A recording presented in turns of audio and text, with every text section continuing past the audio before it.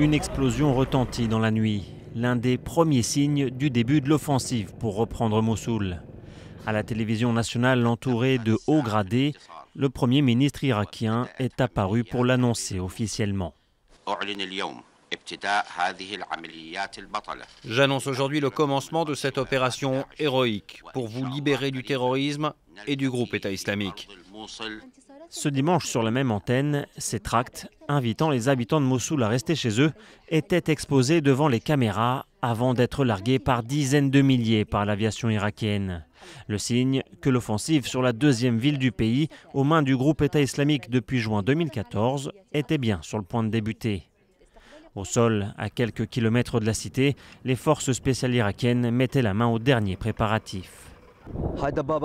Nos tanks, notre artillerie, nos blindés sont entretenus et prêts à affronter l'ennemi. Avec l'aide de Dieu, nous chasserons le groupe État islamique de Mossoul. Mais la composition des combattants qui mènent cette offensive reste floue. Depuis quelques jours, la Turquie, qui entraîne des troupes dans une base du nord de l'Irak, insiste pour jouer un rôle essentiel dans l'offensive, ou du moins pour que d'autres en soient écartés. Nos positions sur la ville irakienne de Mossoul sont claires. L'assaut doit démarrer avec l'armée irakienne et les forces locales, et non pas avec les milices chiites. En tout cas, nous ne devrions pas forcer les habitants de la région à choisir entre le groupe État islamique et les milices chiites qui attaquent les sunnites. La Turquie se pose notamment en défenseur des populations turkmènes.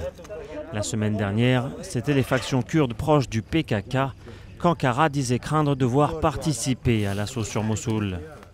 Ce qui est sûr, c'est que les peshmerga irakiens du Kurdistan autonome, eux, participent bien à l'offensive. Quelques heures avant le début de l'opération, certaines unités entamaient les derniers préparatifs près de Mossoul.